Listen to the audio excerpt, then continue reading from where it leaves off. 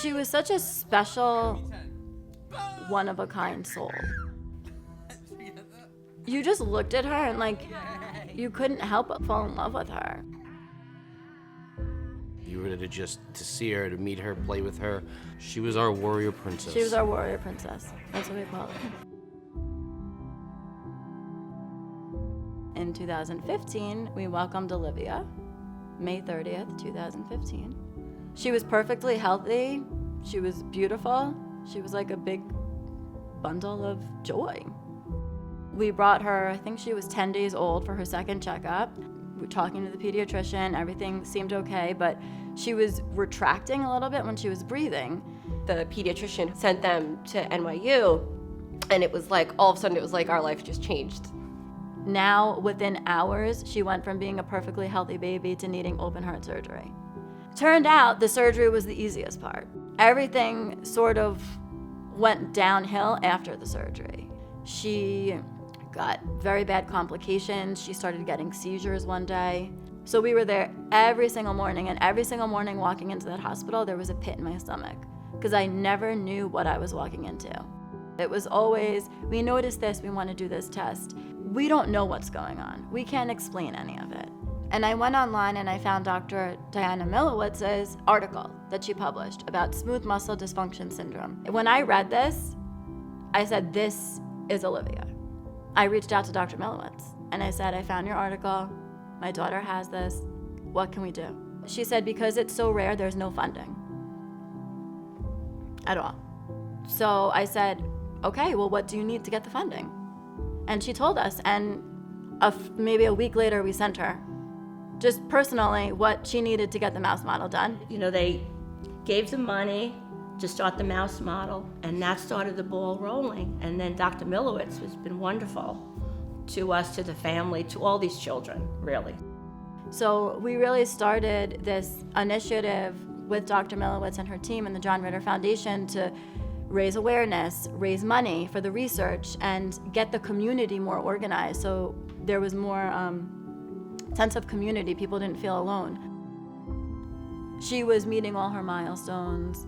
She was crawling, she was talking, she was doing really well.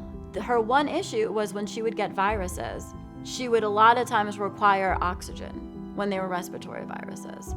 In April, she caught another virus. So we were like, here we go again, back to the hospital.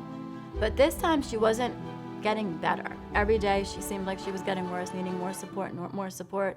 They would take blood work. They were trying to avoid intubation because intubation, of course, you have to be sedated. And then sedation in these children is extremely dangerous, and they didn't want to do it. Her blood work came back one morning that she was starting to retain carbon dioxide. So they said, we don't have a choice. We have to intubate her. All of a sudden, I'm on the phone and I hear my dad say, get Nancy here now. She went into cardiac arrest during the intubation. She was there and she was gone. And they didn't know what happened. And they couldn't figure out how it happened.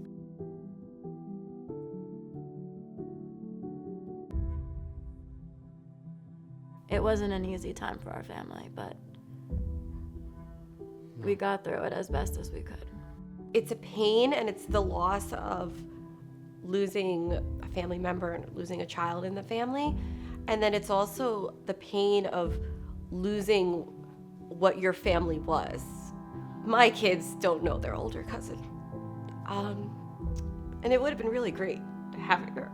It was just surreal in a way, you know, just going through it.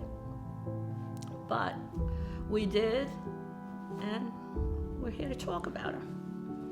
Partnering with the John Ritter Foundation and Dr. Milowitz has really been an amazing experience. When I work with them, I feel like that's my time with Olivia. That's what I'm doing for her. There's so much that you still need to learn about, so many different things. And their daughter had this very rare thing, and they said, all right, let's do something, get everyone together, raise money, figure something out so that we could get this research done. And now all of it's being done in her memory. She's not going to benefit, but other kids will. And how great of a legacy to know that because of her, other kids have a chance. Dr. Milowitz recently did a webinar about the research, and she introduced the fact that a clinical trial was going to be starting very soon, and families are just so excited and feel finally like they have hope. Donating on Olivia's birthday, even if it's, a small amount of money, it gives you a purpose to keep the memory, and then it's also helping.